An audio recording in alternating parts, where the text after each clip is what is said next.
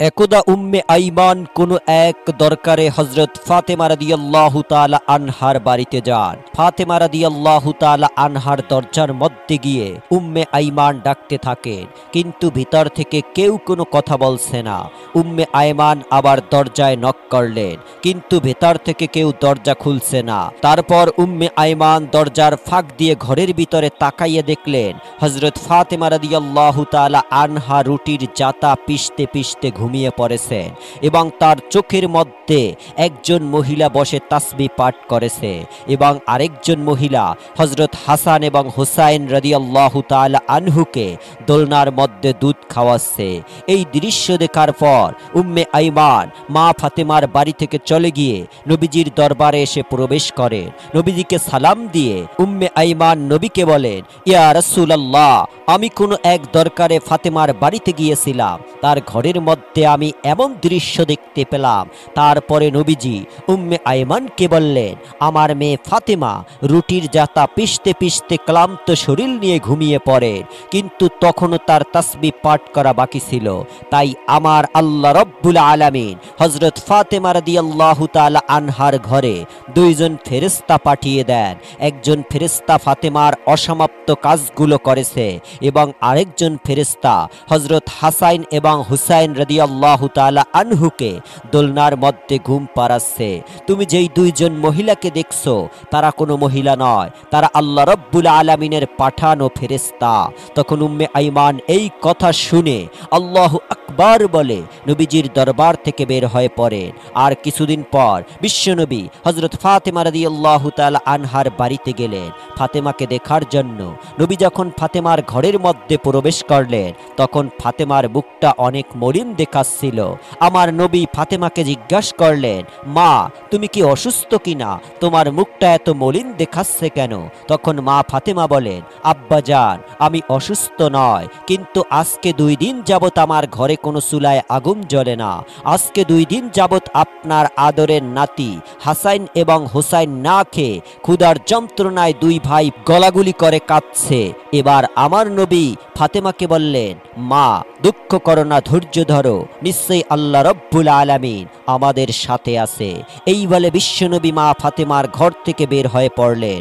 পরের দিন এক সওদাগার হযরত আলী রাদিয়াল্লাহু তাআলা আনহুকে একটি কাজের জন্য ডাকেন। কাজটি ছিল এমন যে ওই সওদাগারের উপর থেকে তার মালামালগুলো বাড়িতে নিয়ে পৌঁছে দেবেন।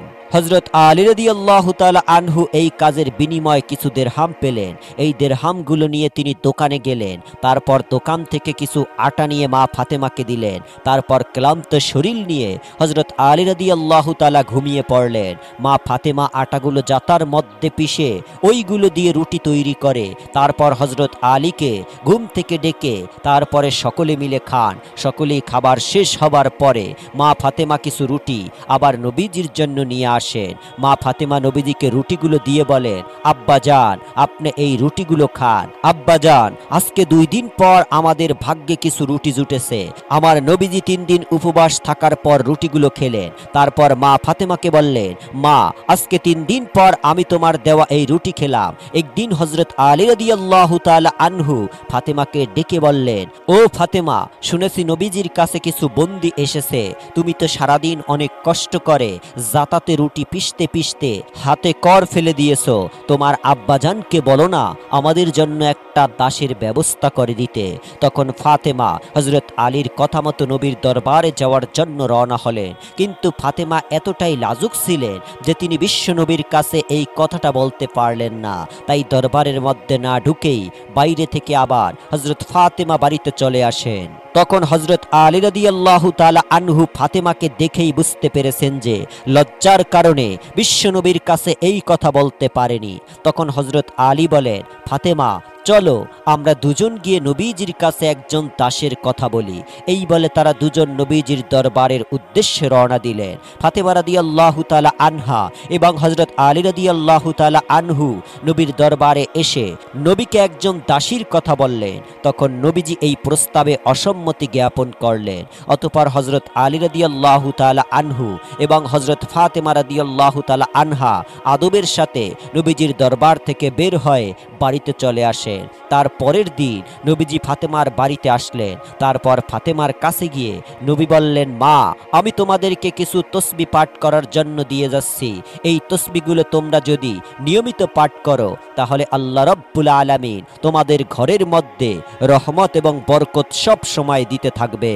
তারপর ফাতেমা রাদিয়াল্লাহু তাআলা আনহা অতি আগ্রহের সাথে বিশ্বনবীর কাছ থেকে তাসবি পাঠ করা শিখে নেন। তার কিছুদিন পর হযরত আলী রাদিয়াল্লাহু তাআলা আনহু সাহাবীদের বললেন, আমি আল্লাহর কসম খেয়ে বলছি, এই তাসবিগুলো যেই দিন থেকে আমরা পাঠ করতে শুরু করলাম সেই দিন থেকে আমাদের ঘরে সকল অভাব দূর হয়ে গিয়েছে এবং আমাদের সমস্ত কষ্ট এবং দুঃখগুলো লাঘব হয়ে গিয়েছে।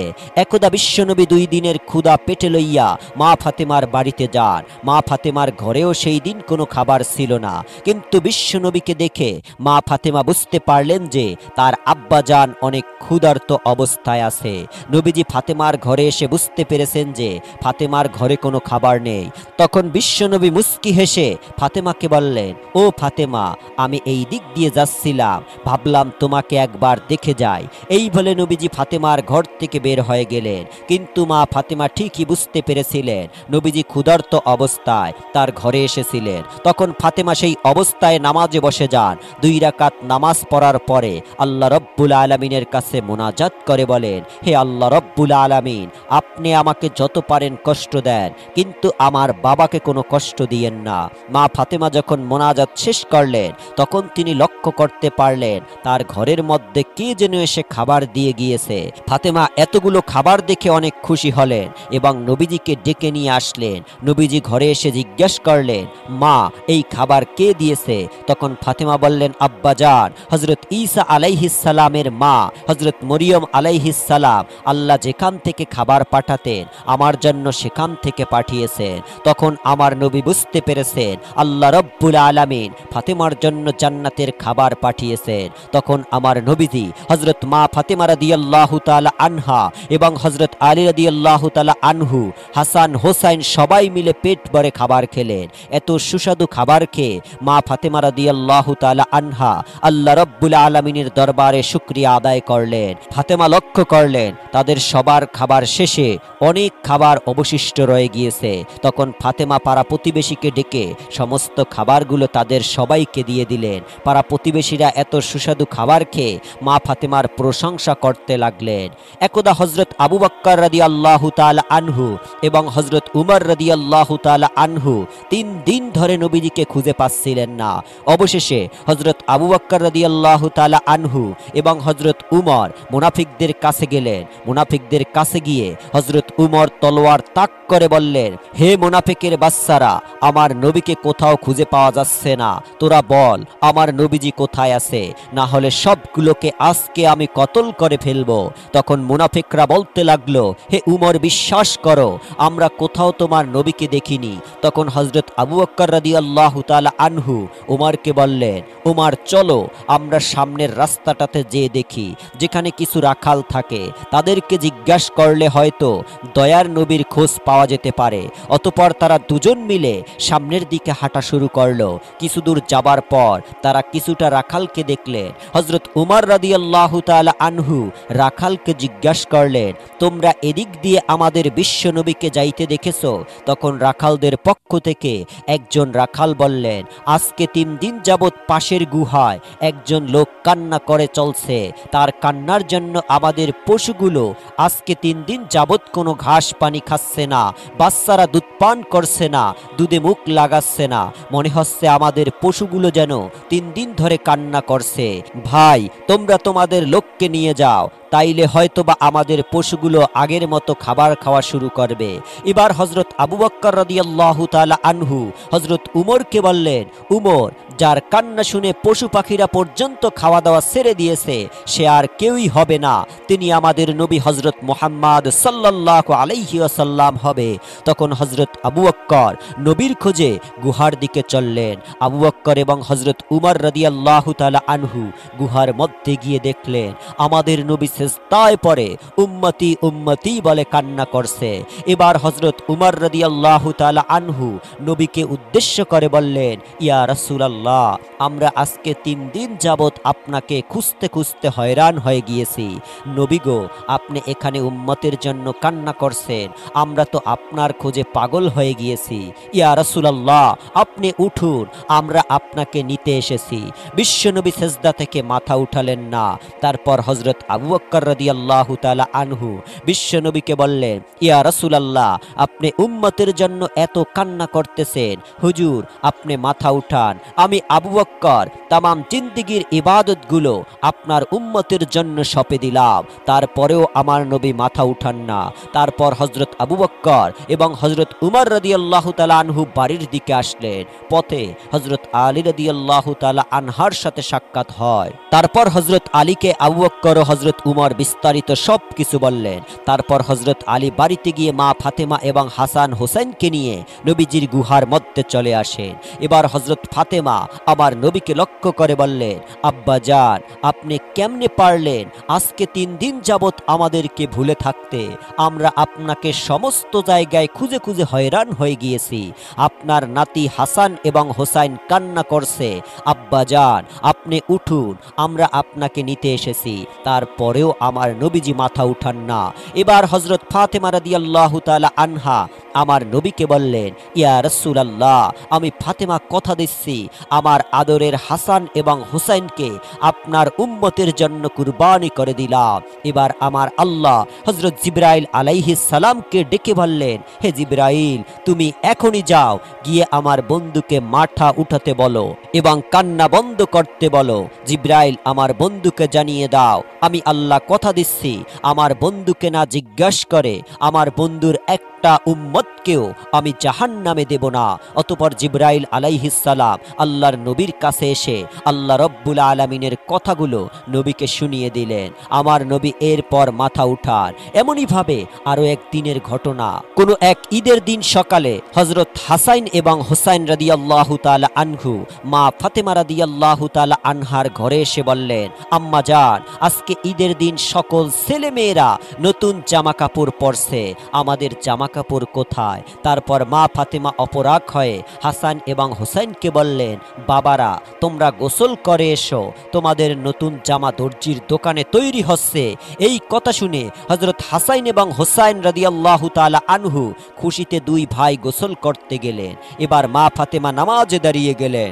2 রাকাত নামাজ পড়ে আল্লাহ রব্বুল আলামিনের কাছে মোনাজাত তুললেন, হে পরওয়ারদিগার মাওলা, আমি আমার সন্তানদেরকে সান্ত্বনা দিয়ে বলেছি যে তারা গোসল করে আসলে তাদের নতুন জামা দিব, কিন্তু আমার নতুন জামা দেওয়ার কোনো সামর্থ্য নেই। ইয়া রব্বুল আলামিন, তারা যদি গোসল করে এসে নতুন জামা না পায় তাহলে তারা বলবে নবীর মেয়ে হয়ে আমি মিথ্যা কথা বলছি। আল্লাহ, আমি এখন কি করব? এই সব বলে মা ফাতেমা আল্লাহর দরবারে ফরিয়াদ করতে লাগলেন। মা ফাতেমা যখন মোনাজাত শেষ করলেন তার কিছুক্ষণ পরে দেখতে পাচ্ছেন হযরত হাসাইন এবং হোসাইন রাদিয়াল্লাহু তাআলা আনহু 2টা প্যাকেট হাতে নিয়ে ঘরের মধ্যে ঢুকলেন। তারপর মা ফাতেমা হাসাইন এবং হোসাইনকে জিজ্ঞাসা করলেন, বাবারা, তোমাদের হাতে কি? তারপর হাসাইন এবং হোসাইন জবাব দিলেন, আম্মা জান, বাইরে দর্জি আমাদেরকে 2টা জামার প্যাকেট দিয়ে গিয়েছে।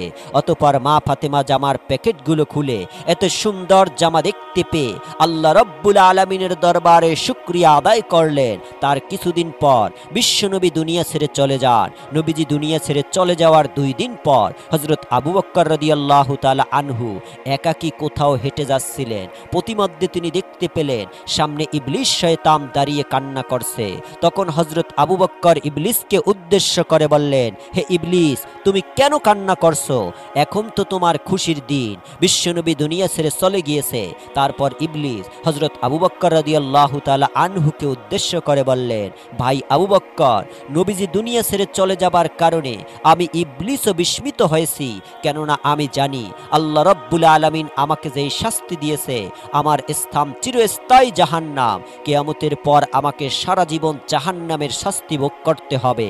জাহান্নামের শাস্তি সম্পর্কে আমি জানি কত কঠিন হবে সেটা। ভাই আবু বকর, তাই আমি প্রতিটি সময় প্রতিটি মুহূর্তে বিশ্বনবীর সাথে সাক্ষাৎ করতে চেয়েছিলাম। আমি চেয়েছিলাম বিশ্বনবীকে দিয়ে আল্লাহ রব্বুল আলামিনের কাছে কৈফিয়ত করে আমাকে ক্ষমা করার ব্যবস্থা করা যায়। কিন্তু যতবারই আমি নবীজির কাছে গিয়েছি ততবারই নবীজির সাথে কেউ না কেউ ছিল, কখনো আমি নবীজিকে একা পাইনি। তারপরেও আমি নবীজিকে একা পাওয়ার চেষ্টা চালিয়ে যাচ্ছিলাম। এখনো তো বিশ্বনবী দুনিয়া ছেড়ে চলে গিয়েছে, আমার ক্ষমার রাস্তাও চিরতরে বন্ধ হয়ে গিয়েছে, এই ভেবে আমি কান্না করেছিলাম। অতঃপর হযরত আবু বকর রাদিয়াল্লাহু তাআলা আনহু ইবলিসের মুখে এই কথা শোনার পর আস্তে আস্তে সামনের দিকে হেঁটে চললেন। বিশ্বনবী দুনিয়া ছেড়ে চলে যাবার 6 মাস পর হযরত আলী রাদিয়াল্লাহু তাআলা আনহু মসজিদ থেকে ফজরের নামাজ কায়েম করে ঘরে এসে দেখলেন মা ফাতেমা ঘরে কাঁদছে। তখন হযরত আলী রাদিয়াল্লাহু তাআলা আনহু বললেন, ও ফাতেমা, তোমার কি শরীর খারাপ লাগছে? তখন ফাতেমা বললেন, আলী, আজকে আমার শরীরটা বেশি খারাপ লাগছে। হে আলী, আজকে আমি এমন একটি স্বপ্ন দেখেছি, যেই স্বপ্ন দেখার পর আমার আর কিছুই ভালো লাগছে না। অতঃপর হযরত আলী রাদিয়াল্লাহু তাআলা আনহু ফাতেমার কাছে স্বপ্নের ব্যাপারে জানতে চাইলেন। তখন ফাতেমা বললেন, আমি আজকে রাত্রে স্বপ্নে দেখলাম আমার আব্বা আমার ঘরে এসে আমাকে খুঁজছেন। আমি যখন আমার বাবার কাছে গিয়েছিলাম তখন আমার আব্বাজান আমাকে বলছে, মা, আমি তোকে খুঁজতেছি। শোনো মা, আজকে তুমি রোজা রাখবে এবং সেহরি করবে আলীর দস্তারখানায়, আর ইফতারি করবে আমার দস্তারখানায়। হযরত আলী রাদিয়াল্লাহু তাআলা আনহু জ্ঞানী মানুষ, এই কথা শোনার পর তার আর কোনো কিছুই বোঝার বাকি রইল না। আলী বুঝতে পারলেন ফাতেমা রাদিয়াল্লাহু তাআলা আনহা আজকে হয়তো দুনিয়া ছেড়ে চলে যাবেন। তারপর হযরত আলী ফাতেমার পাশে বসে কান্না করতে লাগলেন। কিছুক্ষণ পর হযরত হাসান এবং হোসাইন ঘরের মধ্যে এসে দেখলেন তার বাবা মা কান্না করছে। তখন হাসান ও হোসাইন মা ফাতেমাকে বললেন, আম্মা জান, আপনারা কেন কান্না করছেন? কথিত আছে যখন কোন সময় হযরত হাসান এবং হোসাইন রাদিয়াল্লাহু তাআলা আনহু মা ফাতেমাকে এটা সেটা জিজ্ঞাসা করে বিরক্ত করত, তখন মা ফাতেমা হাসান এবং হোসাইনকে বলতেন, তোমাদের নানাজির রওজা থেকে ঘুরে এসো। আজও মা ফাতেমা হাসান এবং হোসাইনকে বললেন, তোমাদের নানাজির রওজা থেকে ঘুরে এসো। মায়ের মুখে এমন কথা শুনে হযরত হাসান এবং হোসাইন রাদিয়াল্লাহু তাআলা আনহু আমার নবীজির রওজার কাছে চলে যান। হাসান এবং হোসাইনকে দেখতে পেয়ে আমার নবীজি বলেন, হাসান এবং হোসাইন, তোমরা আজকে এখানে কেন এসেছো? তোমরা যখন খুশি তখনই আসতে পারবে। আজকে তোমরা সারাদিন তোমাদের মায়ের মুখের দিকে তাকিয়ে থাকবে। আজকে তোমার মা দুনিয়া ছেড়ে চলে যাবে। নবীজির মুখে এই সব কথা শুনে হযরত হাসান এবং হোসাইন রাদিয়াল্লাহু তাআলা আনহু আবার ঘরের মধ্যে চলে আসে। এসে মা ফাতেমা এবং হযরত আলী রাদিয়াল্লাহু তাআলা আনহুকে উদ্দেশ্য করে তারা বলতে লাগলেন, আপনারা কেন কান্না করছেন? আমরা বুঝতে পেরেছি, আমাদের নানাজি বলেছে আম্মা জান আজকে দুনিয়া ছেড়ে চলে যাবে। হাসান এবং হোসাইনের মুখে এই সব কথা শুনে হযরত ফাতেমা রাদিয়াল্লাহু তাআলা আনহা এবং হযরত আলী রাদিয়াল্লাহু তাআলা আনহা আরো বেশি করে কান্না করতে লাগলেন। সেই দিন বিকালবেলা মা ফাতেমার শরীর আরো খারাপ হয়ে যায়। তারপর মা ফাতেমা হযরত আলীকে কাছে রেখে বলেন, আলী, আমি 3টি কথা বলে দিতে চাই, তুমি কথা দাও আমার 3টি কথা রাখবে। অতঃপর হযরত আলী মা ফাতেমাকে ওয়াদা করলেন। এবার ফাতেমা হযরত আলীকে বললেন, আলী, আমার প্রথম কথা হলো, আমি তোমার সাথে এতদিন সংসার করেছি, আমার অনেক জানা না জানা অনেক অন্যায় ভুল ত্রুটি হয়তো হয়েছে, তুমি আমাকে ক্ষমা করে দিবে। তারপর হযরত আলী বললেন, ফাতেমা, তুমি এসব কি বলছো? তোমার মতো স্ত্রী দুনিয়ায় কার ভাগ্যে জুটবে? ও ফাতেমা, তোমার বাবা বিশ্বনবী দয়া করে মায়া করে তোমাকে আমার হাতে তুলে দিয়েছিল। আমি তোমাকে ঠিক মতো পড়াতে পারিনি, খাওয়াতে পারিনি। আমি যদি তোমার কাছে কোনো অন্যায় করে থাকি আমাকে তুমি মাফ করে দিও। তখন ফাতেমা বললেন, আলী, এই কথা বলে আমাকে তুমি পাপী করো না। তারপর হযরত ফাতেমা বললেন, আলী, আমার দ্বিতীয় কথা হলো, আমি দুনিয়া থেকে চলে যাবার পর তুমি আরেকটা বিয়ে করে নিবে। আমি তোমাকে অনুমতি দিয়ে গেলাম, আর সপ্তাহে একদিন আমার হাসান এবং হোসাইনকে তুমি বুকে নিয়ে ঘুমাবে। তারপর মা ফাতেমা 3 নম্বর কথা হিসাবে হযরত আলীকে বললেন, আলী, আমার 3 নম্বর কথা হলো, আমি দুনিয়া থেকে চলে যাবার পর আমাকে রাতের বেলা কবরে দাফন করতে নিয়ে যাবে, যাতে করে কোনো মানুষ আমার লাশ দেখতে করতে না পারে, কেউ যদি আমার লাশ দেখে ফেলে তাহলে তারা বুঝে ফেলবে যে নবীর মেয়ে এতটুকু লম্বা ছিল, এতটুকু মোটা ছিল। আমি চাই না কেউ আমার লাশ দেখে এটা বুঝতে পারে। অতঃপর কিছুক্ষণ পর মা ফাতেমা দুনিয়া থেকে বিদায় হয়ে গেলেন। হযরত আলী রাদিয়াল্লাহু তাআলা কাঁদছে, হাসান হোসাইন কাঁদছে। কিছুক্ষণ পর হযরত আলী চিন্তা করতে লাগলেন, খাটের চার পায়ে চারজন লোক দরকার, কিন্তু হাসান হোসাইন এবং হযরত আলীকে নিয়ে তারা তিনজন আরেকজন লোক কোথায় পাবে? অতঃপর কিছুক্ষণ পর নবীর সাহাবী আবু যার গিফারি রাদিয়াল্লাহু তাআলা আনহা হযরত আলীর ঘরে প্রবেশ করলেন। তারপর আবু যার গিফারি রাদিয়াল্লাহু তাআলা আনহু খাটের অন্য একটি পায়া ধরে তারা চারজন মিলে মা ফাতেমাকে কবরের দেশে নিয়ে আসলেন। কবরে আসার পর হযরত আলী নবীর সাহাবী আবু যার গিফারি রাদিয়াল্লাহু তাআলা আনহুকে লক্ষ্য করে বললেন, ও আবু যার, তুমি কি করে জানলে আজকে ফাতেমা দুনিয়া থেকে বিদায় হয়ে গিয়েছে? তারপর আবু যার গিফারি রাদিয়াল্লাহু তাআলা আনহু আলীকে উত্তর দিলেন, আলী, আমি স্বপ্নে দেখতে পেলাম বিশ্বনবী আমার কাছে এসে বললেন, আবু যার গিফারি, আমার মেয়ে ফাতেমা আজকে দুনিয়া থেকে চলে গিয়েছে, তার খাটের পায়া ধরার জন্য একজন লোক দরকার, তুমি যাও আমার মেয়েকে দাফন কাফন করে দিয়ে আসো। অতঃপর তারা সবাই মিলে মা ফাতেমার লাশ কবরের মধ্যে নামালেন। এরপর কবরের উদ্দেশ্য করে আবু যার গিফারি রাদিয়াল্লাহু তাআলা আনহু বলতে লাগলেন, হে কবর, তুমি কি জানো তোমার মধ্যে আজকে কাকে রেখে যাচ্ছি? আজকে তোমার মধ্যে রেখে যাচ্ছি বেহেশতের মহিলাদের সরদারিনী মা ফাতেমা রাদিয়াল্লাহু তাআলা আনহাকে। সাবধান কবর, তুমি কিন্তু তার সাথে ভালো ব্যবহার করবে। কবর থেকে কোনো আওয়াজ আসছে না। আবু যার গিফারি রাদিয়াল্লাহু তাআলা আনহু আবার বললেন, হে কবর, তোমার মধ্যে আজকে এমন একজন ব্যক্তিকে রেখে যাচ্ছি যিনি হলেন শেরে খোদা হযরত আলী রাদিয়াল্লাহু তাআলা আনহুর স্ত্রী। কবর থেকে কোনো আওয়াজ আসছে না।